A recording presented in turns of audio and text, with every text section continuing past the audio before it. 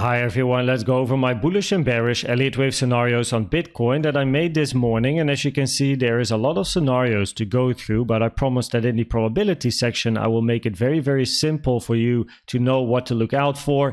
The only reason I want to show you all of these different scenarios is that when you get a new piece of information on the chart, you have to think about the different scenarios, run through them, test them on the chart, and then look for the invalidations, and then eventually you have to gauge the probability based on the different scenarios. So basically what I'm going to show you is the process of this morning, because I had about 30-40 minutes to think of all these different scenarios, and then we're going to end with the probabilities over here as well. So if we then start with the most regular impulsive structure, just a simple 1, 2, 3, 4, 5, you don't want to see overlap between wave 1 and wave 4, which is exactly what happens over here. If this is your wave 1, this is your wave 4, that's not what you want to see, invalidating this particular scenario. Then we go to the second scenario where the invalidation is here at the 0.618 because you don't want wave 4 to go that deep. In this particular scenario, this over here is your wave 1 as is shown yesterday. Then you have a flat wave W, any correction in X, and a zigzag in wave Y, which then ends your wave 2 as a sideways double combo correction. Then you have a wave 3, wave 4, and eventually a wave 5 for another high. Now this wave 4 over here is important because the most common target for wave 4 is the 382 to the 05. And what you also see is that I have a key level on the chart, which actually just got hit over here, which is important because this key level, besides being the low of this candle, is the high of this 30-minute gap. And very often when the high gets hit, you have at least a little bit of support, but if price comes back and then starts to close candles over here inside the gap, the probabilities will be very high that price is going to move to the other side of the gap, which means it will then hit the 0.618. So preferably this is support. We now find our way towards the upside in this particular scenario and we don't come down again. However, when we look at this being the high of 3 and this the low of 4, then this has a high probability of them becoming a zigzag. And if wave A already retraced all the way down here to the high of the gap in the middle of the 05 and the 382, probabilities of course are high that a wave C might end inside the gap and close candles here, which increases probabilities to hit the 0.618, and that's not what we want. Also because a WXY in wave 2 is a complex structure, probabilities are higher for 4 to be a simple structure, meaning a zigzag. But if we get a zigzag and this is the high of your 3, probabilities are increasing for the 0.618 to be hit. If we then go to this diagonal scenario, here we're thinking about a contracting diagonal. In a contracting diagonal, you don't want price to hit the lower edge of this channel. So we then have a wave 1, wave 2, wave 3, looking for a wave 4, and eventually wave 5. Wave 4 is allowed to end inside this green structure, but not hit the trend line, the lower trend line of the channel, because that is not what you want to see, as then it's not a contracting diagonal anymore. It's going to be an expanding diagonal. Now for contracting diagonal, the 05 and the 382 common targets for a wave 4 in a diagonal, and you do want overlap with wave 1 in a diagonal structure. So that is nice because as you can see, we do have overlap between 1 and 4, but we are close to the lower edge of this channel. This channel is pulled from the high of 1 to the high of 3 to the low of 2, in case you want to have the same one on your chart. So you don't want to see this being hit because that would invalidate this particular scenario for another wave 5 to the upside. If we go to this diagonal over here, then the pivot of wave 1 is different. So in this particular scenario, instead of this being wave 1, we have this being wave 1 again, pulled the channel from 1 to 3 to the low of 2.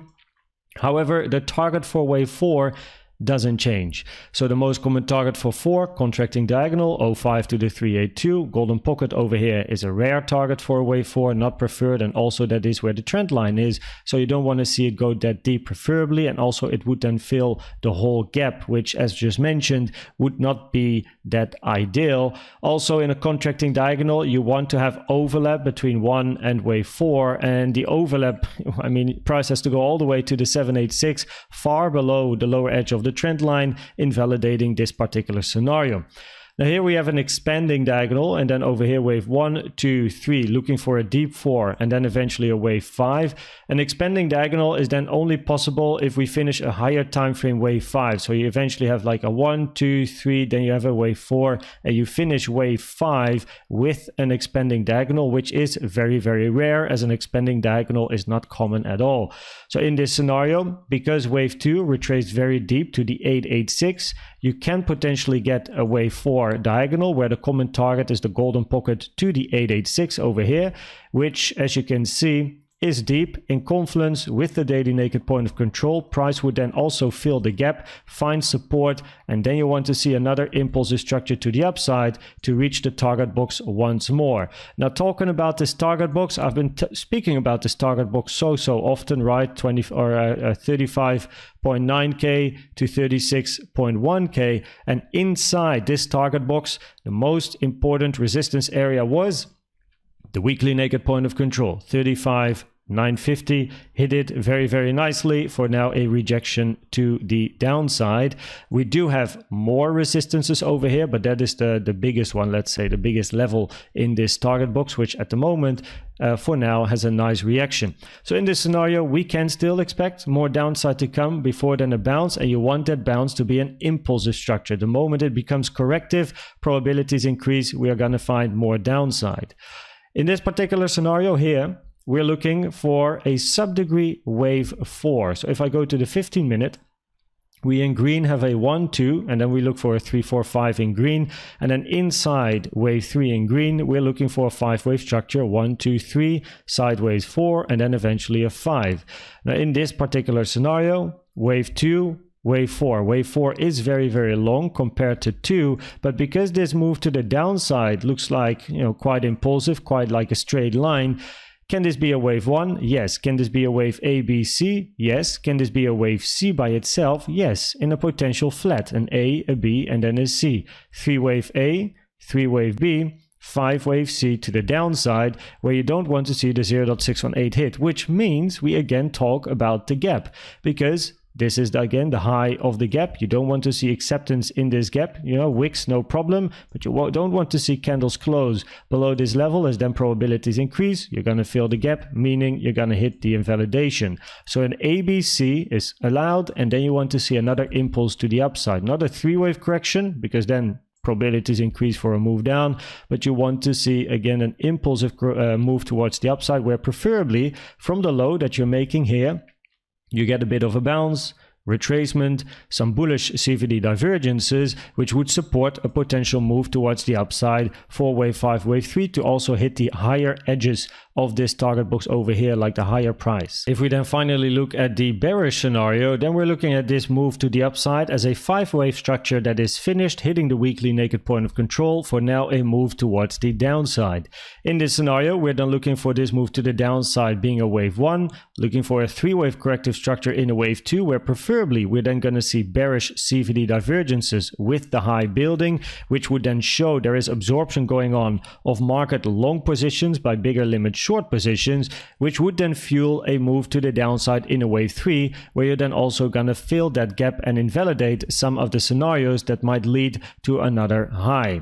Now, I already spoke about this gap over here, but it's just very, very important to talk about this. So here again, the high of the gap, and this is the low of the gap. It's also an order block over here. Currently, we are testing the high of this 30-minute gap, or exactly the high of this 30-minute gap. So you want to see this as support. Very often, the first time it hits, it does act as support, and preferably you're going to move away from it to reach a new high, because if this is going to be a 3-wave structure, probabilities high, you're going to close candles here. Probabilities high, you're going to go to the lower edge of this gap, which means the probabilities are high. You're going to invalidate most of the scenarios that will lead to another high. If we look at the CVD divergences, spoke about it yesterday. We got so many bullish CVD divergences over here. that the probabilities were much higher to see a move to the upside, which we got. First move up, 3-wave down. Then also here, more locally, by the way, we got bullish CVD divergences. If I go to the 5-minute, you saw a 3-wave corrective structure. Now the fact this was 3 waves and then price grinded to the upside should already have given you an idea of, hey, we're going to go back up again because this looks corrective. But especially after seeing bullish CVD divergences here, higher low in price. But if I zoom in, you can see on yellow, lower low on the CVD, on blue, lower low on the CVD. There's absorption of market shorts going on, another push towards the upside. And then also locally here, right at the high, we also have a bearish CVD divergences, lower high on price, higher high on the yellow CVD. So there was some absorption going on once price hit the weekly naked point of control for a move towards the downside.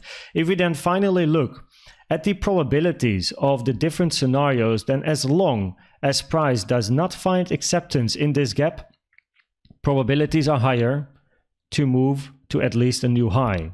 Where I think this scenario is very interesting, where we then have a wave C and then we move up, meaning the fact that the high of the gap has been hit is the end of a 3-wave corrective structure for a wave 4, and we're now moving up for 5. Again, I don't really like to see price going back in and closing here for a bigger wave 4, basically. So that is why I might prefer this scenario at the moment regarding probabilities, but it is very simple, as I promised, very, very simple, because it's about the gap. The moment you see candles closing inside this gap over here, 15-minute candles, 30-minute candles, probabilities increase. You're going to fill this gap, which then increases the probabilities for moves towards the downside for much lower prices to come.